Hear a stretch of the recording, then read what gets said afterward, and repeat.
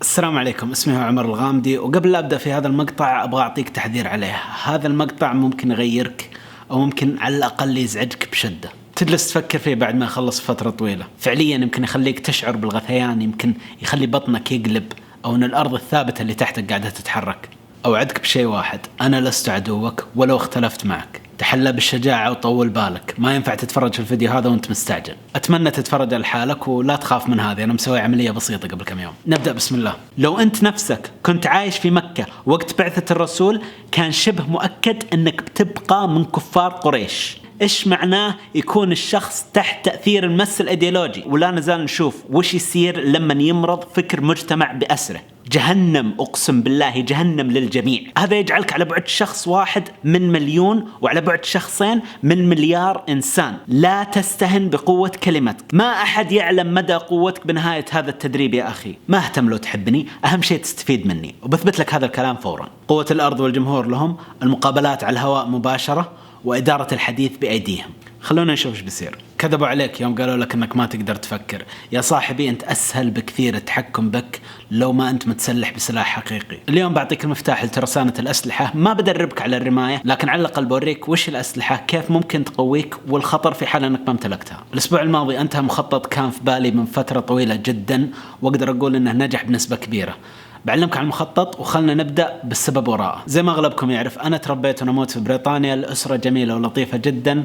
كان حالنا حال أغلب العائلات السعودية في أوائل التسعينيات، متأثرين جدا بالفكر الصحوي المتشدد. هذه الصورة واحدة من 3 صور امتلكها في طفولتي، لأن الصور كانت حرام وقتها. اتفرج توم جيري من دون صوت لأن الموسيقى حرام، وأصحابي اللي هناك ما أبدأهم بالسلام لأنهم كفار. بعد رجعتنا للسعودية كان في موضوع يأرقني، ليش مو كلنا نسوي عمليات استشهادية؟ إذا كان الغرض الحقيقي من الحياة أنك تدخل الجنة، ليش تعب نفسك وتجلس هنا سنين وتعبد الله وتكون مسلم كويس؟ اضغط زر وفجر نفسك، على طول بتطير بتروح للجنة، وبتقدر تشفع ل70 من أهلك وتحصل على نعيم لا نهائي. طبعا سهل علينا الحين نقول ما في أي دليل حقيقي أنه لو فجرت نفسك بين أبرياء وقتلتهم أنك بتروح للجنة وبتحصل على كل هذا النعيم.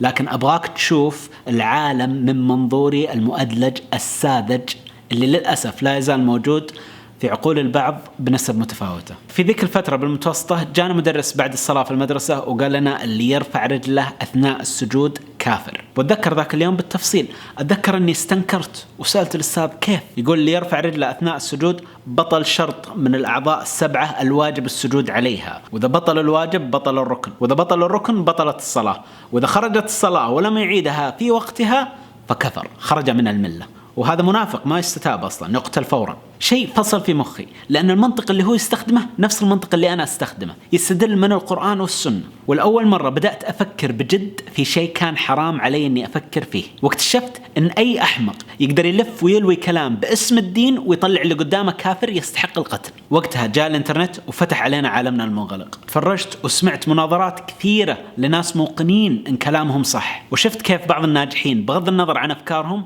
فنانين بكلماتهم واستنتاجاتهم وإيصالهم للمعلومة وتقبلهم للآخرين. قلت أبغى أتسلح زيهم، لو كنت أبغى أكون قوي حجة، أو على الأقل ما أبغى أكون غبي. قريت كل شيء أقدر عليه في المنطق وعن التفكير النقدي، وصميت جميع المغالطات المنطقية بالنقاش من الداخل والخارج وبالمقلوب، وطلع اللي كنت أسميه تفكير ما له علاقة بالتفكير المنطقي. خلنا أعطيك عليها مثال. الناس تحسب أنها تفكر زي العلماء بطريقة علمية. يا حبيبي، العلماء أنفسهم ما يفكرون زي العلماء إلا في المجال الضيق اللي درب نفسه أنه يعاكس عقله وبس يطالع في الأدلة المضادة. يعني لو كان عندك نظرية أن الجمال عندها سنام واحد، تطلع للبر وتشوف الجمال اللي عندها سنام واحد. هذا اسمه confirmation bias، وهو أحد الأشياء اللي يتحكم بتفكيرك. بالطريقة العلمية المنطقية لازم تسوي عكس هذا بالضبط، لازم تطنش كل الجمال اللي عندها سنام واحد وبس تبحث عن شيء غير، ألين ما تحصل لك جمل بسنامين وتصير النظرية حقتك يا أما الجمل عنده سنام أو سنامين. هذا من أبسط الأمثلة، بسوي عنها فيديو في المستقبل، لكن خلونا في القصة من دون استطراد.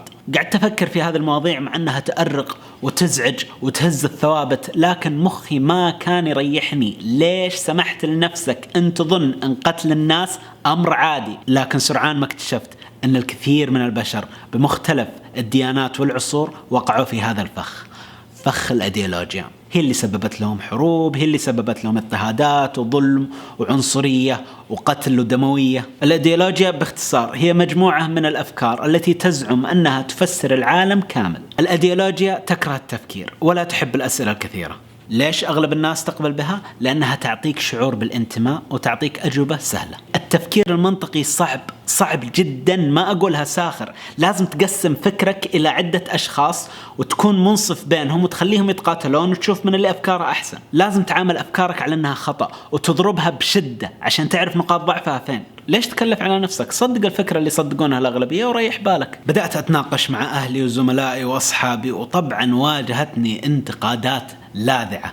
إيش الغرض من طرح هذه الموضوعات؟ لا يجوز التفكير في مواضيع زي هذه، أو حتى أن الأسئلة هذه محرمة ولا يجوز لك تسألها. وحتى أحد الأشخاص الأذكياء جدا، أحد أعز أصحابي الحين، إياد الحامد، كان يقول لي أن أسئلتي مزعجة. وبعد حديثي معاه ساعات وساعات وساعات وساعات بدأ شوي يفك نزعاته الأيديولوجية. الأيديولوجيا موجودة عند أغلب البشر، وإذا كان إياد بالذكاء هذا أخذ مني فترة زمنية طويلة جدا، عز الله ما مداني أحارب الأيديولوجيا لو عشت 1000 سنة قدام. فقررت في عام 2010 أني أسوي قناة علمية تحارب الجهل والأيديولوجيا. بقليل من الجهل أي واحد منا ممكن يجيه مس أيديولوجي. يجيك المؤدلج بكلام حلو يدعي المساواة للجميع في الرواتب، أو بيدلك على طريق سريع للجنة، وآخرتها عشرات الملايين يموتون جوع أو تحصل نفسك في جماعة إرهابية عشانك ما عرفت تفكر زين ولا عرفت دينك صح. وبالفعل كلامي على هذه القناة زي لو أني حاضرت 2,000,000 ساعة متواصلة وأنا لا أزال بسن 29 سنة. القناة كان لها نجاح كبير، والشهرة جابت معها فرص كثير. صرت أقدر أروح الجامعات، أتكلم مع مجموعة كبيرة من الشباب وجه لوجه، أقابلهم في المدن اللي أروح لها. ومن الفرص اللي جات برنامج همثون على مجموعة قنوات المجد. واللي ما يعرف، المجد هي ثالث أكبر مجموعة تلفزيون مدفوع بالعالم العربي وأكثرها تشدد على الإطلاق. ما قد شغلوا إلى يومك ولا نغمة على قنواتهم، ولا طلع وجه مرأة. ما قاعد أنتقدهم، قنوات المجد لا تحرض وليست متطرفة، وهذا مهم، لكن تفشي الأيديولوجيا بها ما الله به عليم. ومن هنا بدأ مخطط عمر الصهيو صليبي المدعوم من الماسونية والمخلوقات الفضائية. في الواقع ما حد عمني، وبس 3 أشخاص على هذا الكوكب كانوا يعرفون عن المخطط أصلا. والمخطط كان روح عند أكثر ناس مؤدلجين وورنا شطارتك، حاول تفك عنهم المس الأيديولوجي. كل أسبوع اطلع عند 24 شاب الحلوين وجمهورهم الكريم، أعطهم شوي منطق، شوي معلومات، شوي طرق في النقاش. ممكن شخص يكون كافر، لكن أنت تشوف الجوانب الكويسة اللي فيه وتحس أنك ممكن أنك تستفيد منه. كثير يستحي إذا ما كنت تعرف الإجابة حق شيء، والله أنا ما أعرف، بس إذا ما كان بإمكانك أنك تقول لا، معناته أن أنت ما قاعد تتفاوض، أنت في الأخير ترضخ للي بيقول اللي قدامك. طبعا ما عندنا لساعة واحدة وعندنا 24 متسابق. أنا بقيمك على قدرتك على الإلقاء وعلى إجابتك على الأسئلة بعدها. مو هو بعشان أشوف كم عندك معلومات، أبغى أشوف إذا كنت تعرف تناظر، لأن أحيانا تأخذك الحمية في النقاش. فأنت جدا مستفيد أنك تحاول لما تجي تروح تكلم الشخص اللي قدامك أنك تحط نفسك في مكانه، حتى لو كان شخص يختلف معاك في حاجات أساسية أنت مرة متأكد من صحتها. حاجة اسمها ايثوس، بيثوس ولوغوس. يوه ذا والله ما شاء الله كمية معلومات بس شتت أقسم بالله الدخل. فقرة الملهم إذا دخلتها أطلع فينا صداع، هذا أحد المتسابقين قالها. كويس، شغل مخك يا أخي، هو أهم عضو تملكه. يعني وش عند البشر غير الأمخاخ حقتهم؟ ولا شيء. القرآن القرآن؟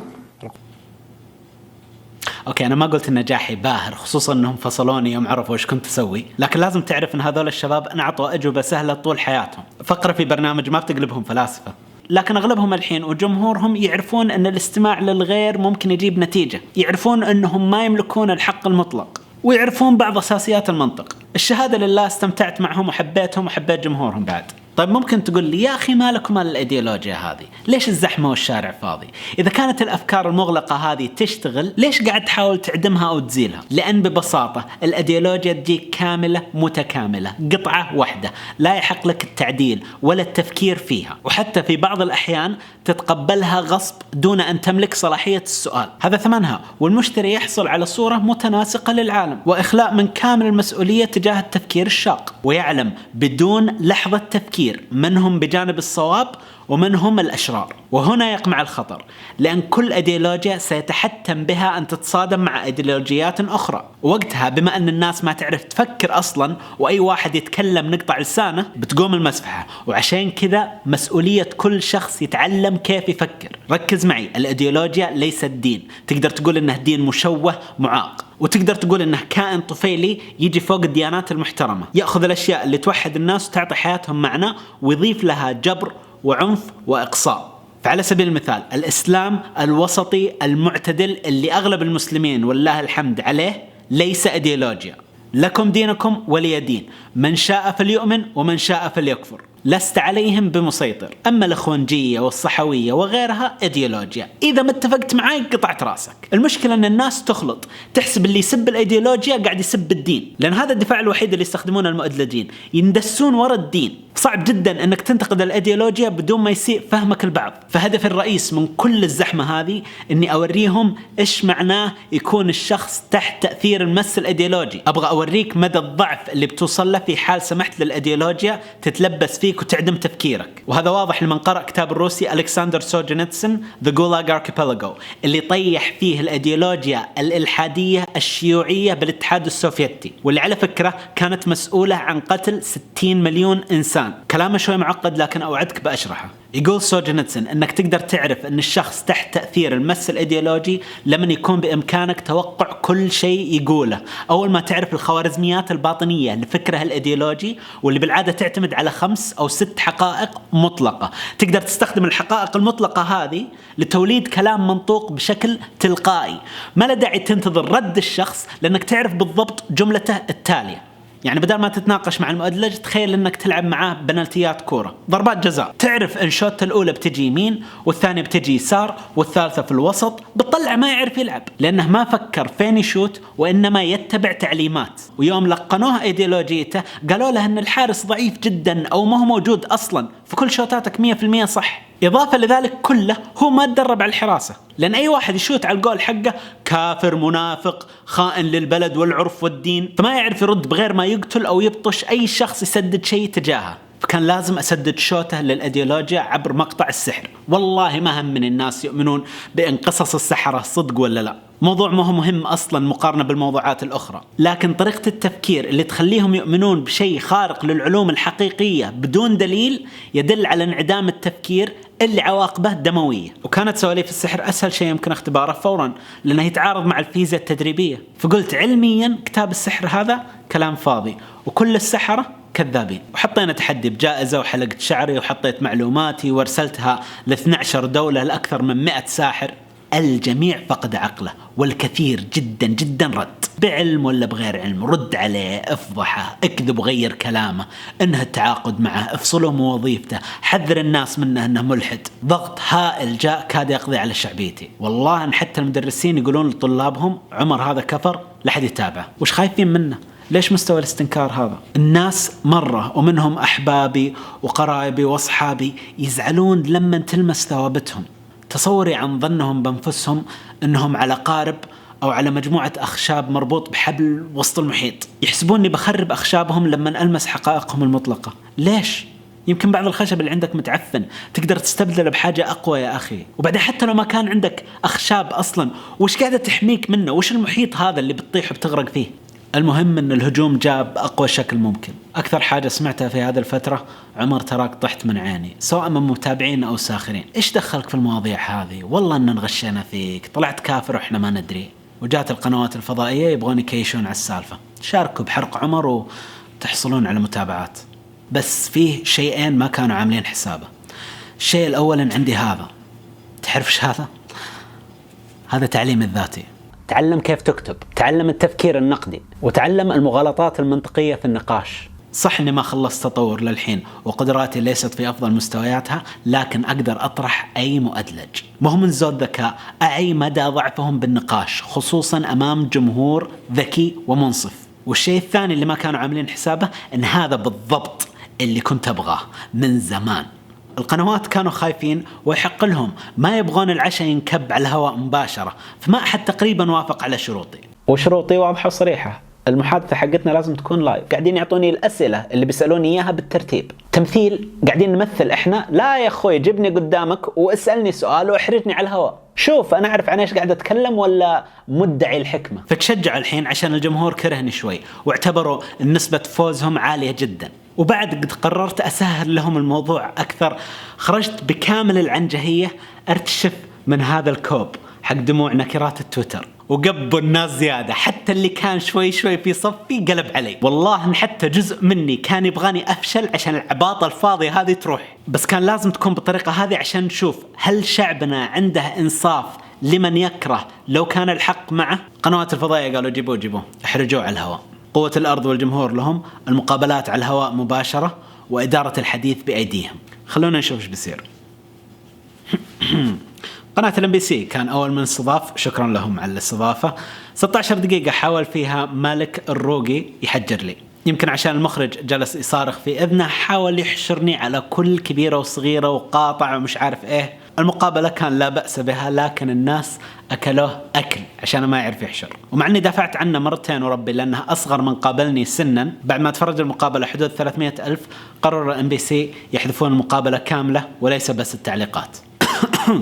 كاوردز. رفعت المقطع على قناة الثانية اللي يبغى يشوف. بعدهم جات قناة روتانا الرسالة، ومع أن المذيع أحمد السويري كان عسل يعرف الفرق بين الحزم وقلة الأدب، إلا أن فريق الإعداد حقه كان سيء جدا. حتى من اللقطات اللي قرروا يأخذونها من مقاطعي ويوروني صورة أخوي اللي دوبه متوفي. المقابلة كانت غريبة والأسئلة ماش. خلينا نشوف الصورة مشاهدينا الكرام. أيضا الصورة بتعليقك أيضا عليها. يا سلام. طيب عمر، حدثنا عن هذه الصورة. من هذا؟ إيش؟ خلينا نتكلم عنها أكثر. أنت ما تؤمن بهذا الشيء؟ لا، أعتبر أنه هراء. وعلى فكرة الفيديو حق السحر الآن هذا شرك الحين. وش اللي شرك؟ هذا شرك الحين اللي قاعد يقولونه. يعني قاعد يشرك بالله الحين الرجال اللي يقول 1 2 3 4. لا حبيبي، نعرف الدين حقنا زين. لما تروح تعبد شخص غير الله أو تشرك الله بالعبادة، طب ما يعتبر كفر؟ هذا يعتبر شرك. والكفر لما تجي تبغى تكفرني عشان قريت أرقام فأنت تكفيري. هذا ما هو منكم السؤال. لا، من عند فريق الإعداد. وإحنا فريق الإعداد سأل السؤال هذا؟ نعم. فريق الإعداد فعليا يسأل إذا كانت الكرة الأرضية مسطحة. مقابلتهم كانت أوكي، لكن فريق الإعداد حقهم كان ماش، لدرجة أن أحدهم شتمني على السناب بعد المقابلة لأني ما انحشرت. حارق رزك علي يا أخي. لكن في هذه المقابلة قلت شيء مهم للخطوة التالية. خلينا نروح إلى المجد، قناة المجد. ماشي. أنت إيش علاقتها بالسحر؟ قناة قررت أنها توقف التعاون معي. هل عشان سالفة السحر؟ عشان الرسائل اللي وصلت لهم. طبعا ما يبغون يخسرون الجمهور حقهم. طيب حاجة ثانية، وهذا رأيهم طبعا نحترمه. طيب تواصلنا مع إدارة القناة، قالوا إحنا نبغى نشارك، نبغى نرد على عمر. بعدها تراجعوا، قالوا ما نقدر. ليش تتوقع؟ كان سديد لهم انهم ما يتكلمون، لان كانوا بيتفشلون. يعني بترد عليهم اكيد. نوني.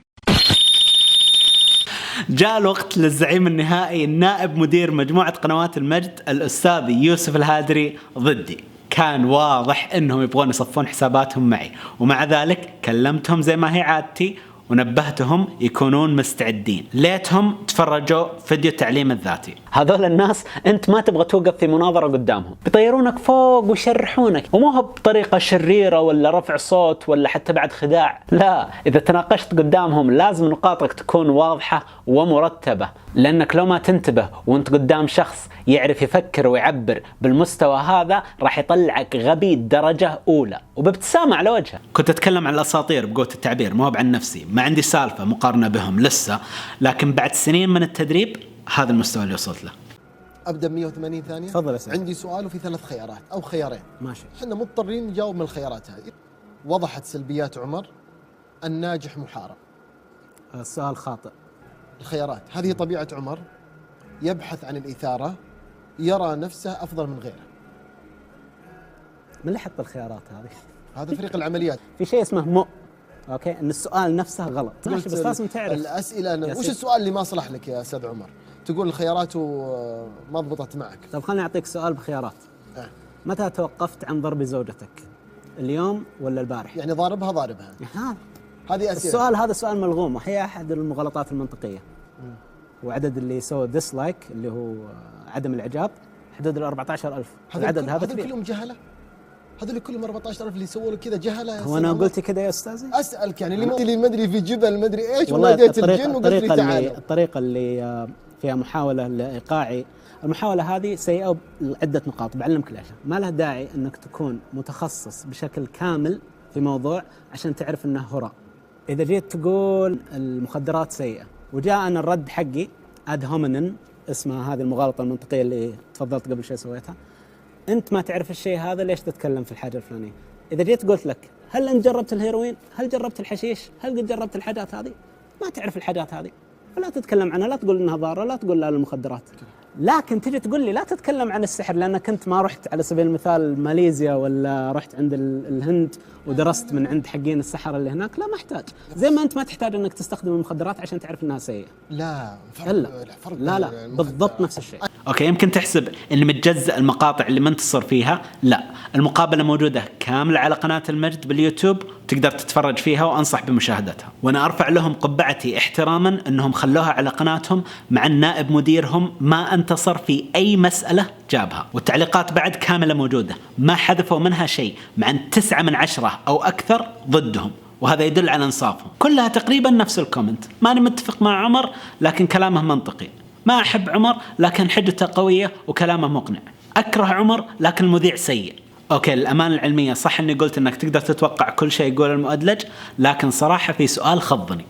الايديولوجيا هذه انا حطيت يدي بس عليها، اوكي، حطيت يدي عليها، ما حطيت يد، حطيت اصبع، اوكي، وقامت الدنيا وما جلست. هل انت المسؤول عن في بعض الايديولوجيا انك تتحدث عنها في المجتمع السعودي؟ كيف؟ هل انت المسؤول عن الايديولوجيا هذه اللي تحدثت عنها؟ انت مسؤول عنها؟ انا مسؤول عن الايديولوجيا.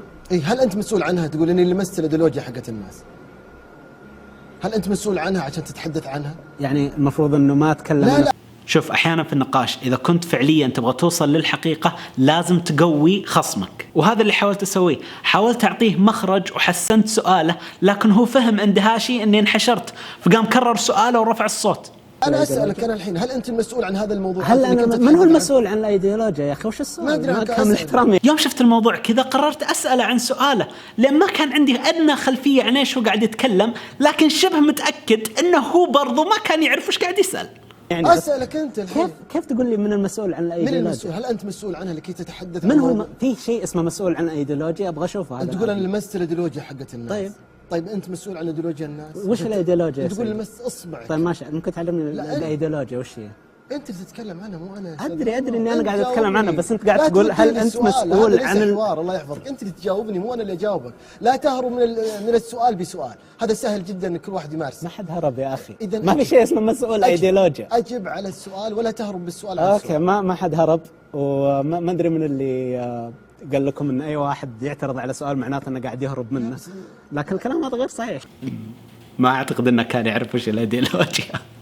المفروض ما ضحكت، كان هذا قلة ذوق من طرفي وانا اسف، لكن والله العظيم ما قدرت، نزلت راسي على الطاولة، انحرجت واستحيت له، لأن الطريقة الدجماطيقية المتزمتة هذه بائسة جدا جدا، تستحق الرثاء. أقسم بالله لو محنا على قناة دينية كان قلت يا كنترول شغلوا موسيقى حزينة. بائسة أشد البؤس، ضعيفة وغير متسلحة بسلاح حقيقي، ما تقدر تقنع أحد يعرف يستخدم أكثر من 4 خلايا عصبية في مخه. ضعيفة جدا يا أخي، فين تقنع فيها شخص يعرف أساسيات التفكير المنطقي؟ فين تقنع فيها شباب اليوم الذكي؟ ما فيه أمل.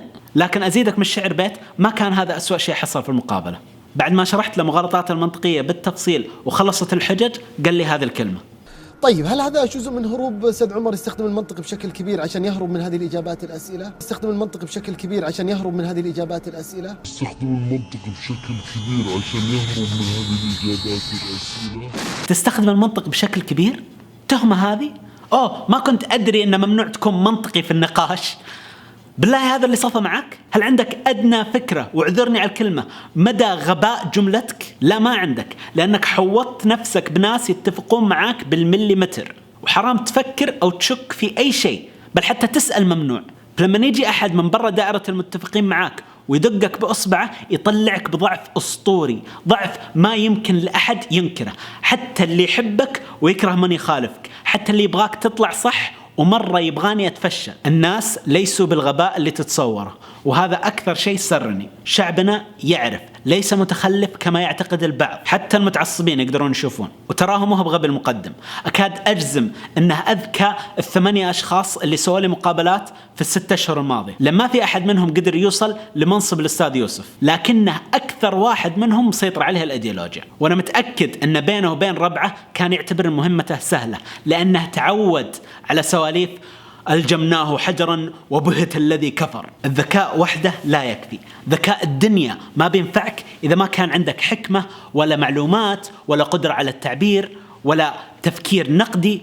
كل هذه أسلحة تقدر تحصل عليها اليوم بالتعليم الذاتي ومجانا وفي متناول الجميع. إضافة لكون هذا كله ضربة للإيديولوجيا، هذا برضو كان استعراض أسلحة. شفت زي ما الجيوش تعرض أسلحتها في الاستعراضات العسكرية، هذا كان استعراض لوش تقدر تسوي بشوية منطق. أود التنويه أخيرا أن في قناتين بعد ما شافوا ردة فعل الناس اعتذروا عن مقابلتي، الله يستر عليهم. شيخنا العزيز الفاضل عايض القرني، أسعدني والله يوم اعتذر الشهر الماضي وأقر بخطأ الفكر الصحوي. الاعتراف بالحق فضيلة وشجاعة، لكن كلامك جاء متأخر جدا. ماتوا ناس يا شيخ، والله ماتوا ناس كثير، وتدمرت عائلات أكثر، واضطهادات وظلم وتكفير للملايين. جماعات إرهابية عد أغلط مصدرها هذا التفكير. يعني لو افترضنا جدلا أن داعش والقاعدة وبوكو حرام كلها صناعات استخباراتية لتشويه الإسلام، شخصيا ما أتوقع أن أحد صنعهم، لأن هذه الخطوة التالية في الإيديولوجيا اللي هي القتال. لكن يمكن بالفعل تكون الحقيقة، لأن ما في أحد يشوه الإسلام بقدر الغبي لما يبغى يرفع رايته.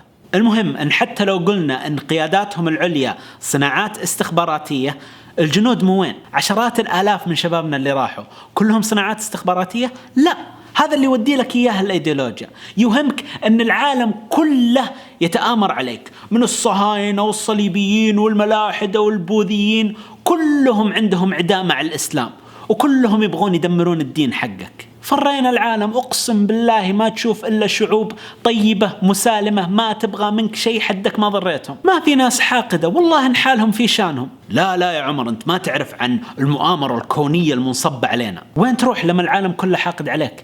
مالك إلا تأخذ الرشاش حقك، تأخذ الحزام الناسف حقك، والله أكبر الله أكبر الله أكبر. يا أخي لا تكبرون، أقسم بالله كرهت الناس في الدين. غلطتنا هذه لازم نتعلم منها. لا أحد يملك الحصانة من الانتقاد. تنتقد العلماء؟ ايوه انتقد العلماء. ايش نازلين من السماء هم ما يغلطون؟ الجميع يؤخذ من كلامه ويرد. يا اخي وش الغلو الفاضي هذا؟ تقديس بشري فارغ، ولكنهم ناس زينا ما تسوى جزمة العالم. ليه ليه ليه ليه؟ من اللي يقول انت يا مشاهد الفيديو، بغض النظر عن عرقك ودينك ومذهبك، انت انسان كائن بشري حي، لك حرمتك وحقوقك وواجباتك ومسؤولياتك. لا تسمح لأي شخص يحسسك بانعدام قيمتك الذاتية. ما عمرك كنت ولن تكون صفر على الشمال. بتكلم عن النقطة هذه بعد شوي، لكن خلوني أختم بقصة حقيقية قصيرة عن هذا الرجل. هذا هو الدكتور إغناس سامويس اللي قال، واتمنى أنك جالس عشان تسمع المعلومة الخطيرة هذه، غسل اليدين قبل إجراء عمليات الولادة بالمستشفى بخفف من حالات وفاة الأم. طبعا وقتها النظرية الجرثومية للمرض، واللي هي أن الميكروبات تسبب أغلب الأمراض، ما كانت مكتشفة، فكان الهجوم عليه شرس جدا. كيف تجرؤ؟ إحنا الدكاترة، إحنا اللي نشفي المرضى، إحنا قادرين، إحنا اللي نتسبب في وفاتهم. استهجن عليه الجميع بعلم وبغير علم. رد عليه، افضحه، اكذب وغير كلامه، افصله من وظيفته، حذر الناس من أنه مجنون. ومع أن الدكتور البطل سامويس كان معاه أدلة حقيقية وواقعية، تم الاستهزاء به وفصله من وظيفته، بل وحتى حبسه في مستشفى للمجانين. وأثناء محاولة هروبه بعد أسبوعين ضربوه الحراس ومات متأثر بجراحه. كم تتوقع واحد قال لسامويس والله أنك طحت من عيني؟ كم تتوقع واحد قال للرسول والله أني كنت أحسبك الصادق الأمين وأنت الحين الساحر الكذاب؟ إيش يخليك تعتقد أن رأي العوام في أي فترة زمنية هو الصح؟ الأغلبية لا تعني الصحة دائما. لما تواجهك انتقادات معناتها أنك غير، مو معناته أنك غلط. في حقيقة لازم تعرفها وضروري جدا تنحتها بدماغك. لو أنت نفسك كنت عايش في مكة وقت بعثة الرسول، كان شبه مؤكد أنك بتبقى من كفار قريش. كان بتكون ممن عذب المسلمين أو على الأقل قاطعهم وخلاهم يموتون جوع. نسبة أنك تكون أحد الأبطال أصحاب الفكر المنفتح والقابل للرأي الآخر وأن تخرج على دين آبائك وأجدادك وعرفك نسبة ضئيلة جدا لا تكاد تذكر. هذول الناس نادرين جدا جدا جدا جدا، خاطروا بأعمالهم وتجارتهم، خاطروا بحياتهم، بحياة عوائلهم، بعضهم تفرج على عيالهم يموتون جوع وتعذيب. تتوقع أنك بتكون منهم؟ اللي إجابته نعم بالتأكيد، يا إما أنه واحد من 100,000 أو وهو الراجح إن ما عنده أدنى فكرة عن أي شيء، ما يعرف أي شيء عن مخه كيف يفكر، ما يعرف أي شيء عن المجتمعات كيف تشتغل، ولا عنده أدنى خلفية عن الطبع البشري، وساذج إلى درجة مقلقة. اسأله لو طلع واحد مدينتكم بدين جديد بتؤمن فيه؟ بيقول لك لا، لأن الرسول كان صادق ومعاه أدلة وهذا كذاب. نعرف يا أخي هذا ما هو المغزى من السؤال. الكلام كيف تعرف أنه كذاب أصلا؟ هل أنت بتسمح له يتكلم ويطرح الأدلة اللي عنده، ولا بتقول السيف الأملح لهذا المرتد أتى ليغير دين آبائنا وأجدادنا؟ هذا اللي صار للرسول. ما كانت المشكلة هل الأدلة اللي معاه صدق ولا لا، الناس ما أعطوه فرصة أصلا، لأن الأيديولوجيا اللي بذاك الزمن مسيطرة عليهم، ما يقدرون يغيرون آرائهم. ماني جاي أهز ثوابتك يا أخي، افهمني الله يرحم والديك. أنا جالس أقول إن لازم تفكر، لأن الناس تسمح الحاجات ما هي بثوابت في الدين تصير ثوابت وبعدين نقاتل الناس عليها. ولو ما كنت شبه متأكد أنك بتكون من كفار قريش لو أنك كنت عايش في زمنهم، فأنا موقن أنك بتكون منهم، لأن كل خير يعلم مدى الشر اللي فيه وكيف ممكن يسيطر عليه. أما المؤدلجين فيعتقدون أنهم على الحق المطلق دائما. المؤدلجين موجودين في كل زمان ومكان.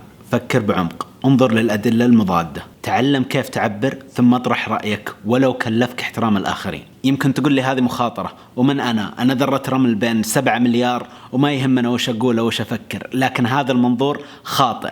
أنت جزء من شبكة تعرف 1500 شخص خلال حياتك، طبعا أكثر بوسائل التواصل الموجودة الحين، وكل واحد من 1000 بيعرف 1000 شخص غيرهم. هذا يجعلك على بعد شخص واحد من مليون، وعلى بعد شخصين من مليار إنسان. لا تستهن بقوة كلمتك. إذا كنت تفكر وتتكلم بطريقة مريضة بتمرض اللي حولك، وإذا مرض اللي حولك مرض المجتمع. وقد شفنا في القرن الماضي ولا نزال نشوف وش يصير لما يمرض فكر مجتمع بأسره. جهنم، أقسم بالله جهنم للجميع. تقتيل، تنفير، أعمال إجرامية، اضطهادات للملايين، مجاعات، ما لها حد المساوئ اللي ممكن تصير. يمكن ما تصدقني لو قلت لك أنك مسؤول عن الجماعات الإرهابية هذه. كلنا نتحمل جزء من المسؤولية، لأننا كأفراد سمحنا للإيديولوجيا أنها تسيطر على المجتمع فترة طويلة. أعطينا تجار الدم والتكفيريين حصانة مطلقة، صار اللي يتكلم عليهم كأنه يتكلم على الله. الحمد لله أن الناس بدأت تتوعى وبدأت تعرف أن هذا ما هو بالإسلام الحقيقي. وإذا كنت خايف من عواقب كلامك وكنت تبغى الأمان اللي أنت فيها الحين، خلينا نتكلم عن النقطة هذه شوي. ما في مكان تقدر توقف فيه بتكون فيه آمن على طول. يا أنك تدفع ثمن كلامك الحر اللي فكرت فيه، أو أنك تدفع قيمة كونك تبعي. تحسب أن هذه ما لها قيمة؟ والله بعد 20-25 سنة من التبعية ما تبقى إلا دودة أرض بائسة بدون أدنى احترام لنفسك، لأنك ما عمرك طرحت أفكارك، ما تعرف تناقش ولا حتى تقايض. الجميع يستغلك لأنك ما تعلمت كيف تدافع عن نفسك، وفي المناقشات قدام المتعلمين بتصير زي الأعزل قدام شخص معاه رشاش. أقسم بالله لو يجلس أي أحد 10 سنين مؤدلج ويتقابل قدام واحد عنده ربع منطق لأكله تبن كبير، التبن هذا الملفوف الكبير اللي في المزارع قد شفته، بيوري الناس قديش المؤدلج ما قد فكر في كلامه. ووقتها خل سواليف الجمناه حجرا وبهت الذي كفر تنفع. فكر بالمواضيع بعمق واطرح أفكارك للناس، والأذكياء بيقولون لك ليش أنت غبي ومنحاز وليش إن أفكارك هذه غلط. وإذا صبرت وسمعت لهم، المرة الجاية اللي بتتكلم فيها بتكون أقوى وأقوى وأقوى. والله بعد 15 سنين أنك بتتفاجأ من قوتك على تحمل الضغط وتفكيرك المنطقي. بتكون إنسان مختلف تماما. وقتها لو رشوك بالشمس في يمينك والقمر في شمالك على أنك تبيع كلمتك وتكذب زور، والله ما تبيعها. لو أسروك وعذبوك تعذيب الكنيسة للعلماء في القرون الوسطى ما يهز فيك شعرة. ما أحد يعلم مدى قوتك بنهاية هذا التدريب يا أخي. أقسم لك أن الفصل وكره الناس لي على سالفة تكذيب السحرة وقت ما الأغلب يؤمن بهم أنه وسام شرف أرتديه على صدري ألين ما أموت، لأني أثبتت لنفسي أخيرا أني مستعد أني أقول الحق ولو استنكر الناس. وبتذكر بعد 30-40 سنة قدام بعلم عيالي وعيال عيالي أن في عام 2019 الناس كانوا يبغون يصلبوني عشان قلت أن السحرة كذابين، ولو الخيار بيدي أني أرجع بالزمن كان عدت تصرفاتي بالضبط. 100 يوم مرت ولا حصل أي شيء، ما أحد منهم قدر يحرك غطا قارورة سنتيمتر واحد يمين يسار عشان ياخذ $100,000. حتى شيء تافه زي تحذير رقم في بالي ما قدروا يسوونه. وين قدرات السحرة اللي يتكلمون عنها؟ ما يهم، خلص الموضوع وابغى احطه وراي. بقفل الموضوع هذا في الوقت الحالي، ماني ندمان اني اثرته. مئات الالاف من شبابنا وبناتنا ما بتنطلي عليهم الاكاذيب، والحين عندهم مناعة ضد الايديولوجيا باقي عمرهم. فصلي من عملي واستهجان الناس المؤقت ثمن بسيط مقابل ما حصلنا عليه كمجتمع. ما يهمني الناس تحبني او لا، يهمني طبعا زي غيري، لكن الفائدة أهم، لأن لو بالفعل استفدت مني بتفيد اللي حولك، واللي حولك بيفيدون اللي حولهم، وبتتحسن عيشتنا كلنا. وهذا أهم من تقبلك الشخصي لي. ما أهتم لو تحبني، أهم شيء تستفيد مني. وبثبت لك هذا الكلام فورا. بعطيك سلاح الآن يخليك أقوى بكثير، لكن بيخليك تكرهني وبيضر نفسيتك مؤقتا. مستعد؟ رجاء عدم المشاهدة لمن هم دون 15 سنة. كارل يونغ تكلم عن شيء اسمه The Integration of the Shadow أو الاستيلاء على جانبك المظلم. أحيانا نسمع أخبار أو نتفرج مقاطع مرعبة ممرضة، ناس يقطعون ناس، يقتلون أقاربهم بدم بارد، والتفسير اللي نعطيه أنفسنا بالعادة إنه مو زي هذول الناس، في فرق ملموس بيننا وبينهم، أو على الأقل هم مرضى نفسيين وعندهم اضطرابات. غير صحيح البتة. صح بعضهم مريض، لكن كل واحد منا يملك جانب مظلم مستعد انه يرتكب جرائم شنعاء يبررها لنفسه او حتى يستمتع وهو يسويها. ويمكن تقول لي يا عمر انت ما تعرفني، انا انسان خير ومستحيل اضر اي ادمي. يمكن، لكن هل قد سألت نفسك إيش لازم يصير لك عشان تقلب وحش؟ بالنسبة لي كان عمري 15 سنة يوم شفت مقطع لمجاهد يقطع رأس أسير مربط، وغير أنه تعبني نفسيا الفيديو، تساءلت بجد وش لازم يكون الأسير قد سوالي إياه عشان أقطع رأسه وهو مربوط. فكرت بالموضوع أيام، واكتشفت بعدها أن قطعي لرأسه يعد رحمة مقابل بعض الحاجات الثانية اللي ممكن أسويها فيه. أعتقد أن المثال اللي كان في بالي أنه لو اغتصب وقتل إحدى قريباتي وقبضت عليه، يا رجل إيش بسوي فيه؟ بدون تفاصيل، بأتفنن في تعذيبه، بأستمتع بتقطيعه وحرقه، بخليه على الحفة بين الحياة والموت، وما بسمح له يموت ألين ما أشبع وأحس أنه أخذ جزاءه. طبعا أرعبني هذا الكلام، أنه ممكن أني أسوي شيء زي كذا، وما تقدر توصل هنا إلا إذا فكرت بالموضوع بعمق. إذا كنت بالفعل تبغى هذا السلاح، اعرف أن مهما كنت في مجموعة من الظروف لو حصلت لك بتطلع الجانب المظلم اللي فيك، سواء بإرادتك ولا غصبا عنك. تيقن أن الدائرة الكهربائية هذه اللي اسمها وحش موجودة داخل مخك، ويمكن تشغيلها، وتستطيع الإيديولوجيا إخراج الوحش الذي بداخلك إذا قدرت تقنعك أن الأعداء يستاهلون. وهنا يجي تفسير الأعمال الإرهابية. كيف الإرهابيين يفجرون عزل وأطفال في المساجد؟ لأنهم مقتنعين أن الضحايا يستاهلون. تذكر المثل اللي قبل شوي عن المجرم اللي قبضت عليه اللي بمنظوري يستاهل كل التعذيب والقتل؟ تخيل لو فيه 200 أو 300 منه داخل مبنى صغير وأنا معي قنبلة، بفجرهم. يبان لك كيف يفكر الإرهابي وكيف يبرر لنفسه العمل الإجرامي الجبان. فلو سألتك إيش الفرق بينك وبين الإرهابي، إيش الفرق بينك وبين كفار قريش اللي عذبوا المسلمين؟ تقريبا لا شيء. 99% من جيناتك جيناتهم، اللهم هم سمحوا لجانبهم المظلم أنه يستولي عليهم. وعشان كذا أتمنى كلامي هذا ما يسبب لي مشاكل، لكن أنا ما أكره الإرهابيين. أعتقد أنهم خطرين ويجب محاربتهم وسجنهم لإيقافهم عن جرمهم، لكن ما أقدر أكرههم. ولا أعتقد أن قتالهم هو أفضل حل، لأن الأفكار ما تقتل بالرصاص. الطريقة الوحيدة للقضاء على الإرهاب وغيره من الأفكار السيئة هي الكلام والإقناع. وعشان كذا الحكومة مطلقة برامج المناصحة اللي نجاحها باهر على فكرة. إذا قتلت إرهابي 2 غيره بيجون، لكن إذا علمته غلطة بيوقف. طبعا هذه أصعب بكثير، لكن ممكن أنها تحصل. لازم نعطي فرصة لمن اختلف معنا أنه يتكلم. إن كان على صواب أقنعنا، وإن كان مؤدلج بيفضح نفسه وبيبان أن أفكاره مليئة بالثقوب قدام الناس. طبعا العيب في هذا الحل أنك تحتاج الفرد أولا وآخرا يكون يعرف كيف يفكر وعنده منطق، وهذا اللي قاعد أحاول أسويه. وإذا نجحت بإذن الله الخطوات اللي بعدها سهلات. الفكر الإرهابي بيزور في كم سنة بالكثير. جانبك المظلم موجود، تعرف عليه، استعبده عشان تقدر تستخدمه بنسبة بسيطة وللضرورة للخير بدل ما يستخدمه غيرك للشر. الفائدة من معرفتك مدى خطورة جانبك المظلم، غير أن ما حد بيقدر يستخدمه بدون موافقتك، هو احترام فوري لذاتك. مو قصدي شوفة نفس فارغة. لما تعرف خطورة نفسك وإيش ممكن تسويه بتعرف تقول لا. ما قاعد أتكلم عن نطق لا بلسانك، تعلم الأشخاص اللي قدامك أنك مو موافق على الوضع، ولو استمر زي كذا شيء ما يعجبهم بيصير. حتى لو كانوا متعودين يستغلون الناس بيقولون لا وخر عن هذا بيسبب لنا مشاكل، ما يسوى الاستغلال، بيطلعها من عيوننا. وزيادة ثقتك بشكل كبير بتخليك تقدر تتكلم قدام أي أحد وبيشعرون بثقتك وحزمك، وإذا كانوا من أصحاب القرار يا حظك، أثبت قوة شخصية قدامهم. وأخيرا وليس آخرا، أهم فائدة لهذا السلاح أنك تبدأ تعمل بجد لتكون إنسان خير. ما تقدر تكون إنسان خير بدون ما تعرف مدى الشر اللي فيك، لأن الإنسان الطيب اللي ما يعرف مدى الشر اللي فيه يا أما أنه ساذج أو جبان. كونك تعرف إيش مدى الضرر اللي ممكن تسويه وتمنع نفسك، هذا معناته أنك خير. الطيب الساذج ما هو بخير، هو ضحية الأول واحد بيستغله أو بيطلع الجانب الشيطاني اللي فيه. وأغلب الإرهابيين كذا على فكرة، شباب طيبين يبغون يعلون كلمة لا إله إلا الله وتم استغلالهم. طبعا يتحملون جزء من المسؤولية على سذاجتهم ولا بد من معاقبتهم، لكن إحنا كمجتمع برضو لازم نوعيهم، وهذا اللي أبغى أسويه أصلا. وفقنا الله وإياكم لما يحب ويرضى. اللهم أرنا الحق حقا وارزقنا اتباعه، وأرنا الباطل باطلا وارزقنا اجتنابه.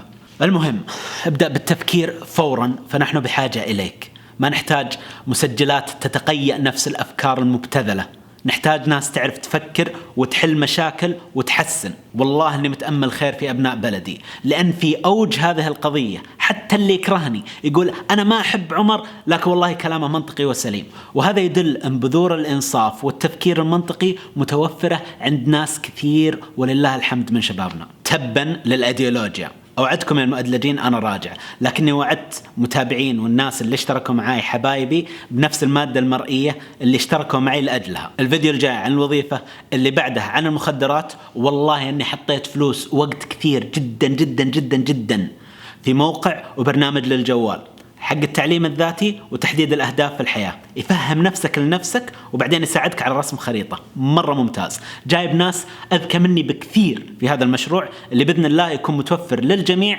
قبل نهاية هذه السنة الميلادية. إلى أن ألقاكم في المستقبل المشرق بإذن الله. المسؤول عن الأيديولوجيا عمر جبران يودعكم.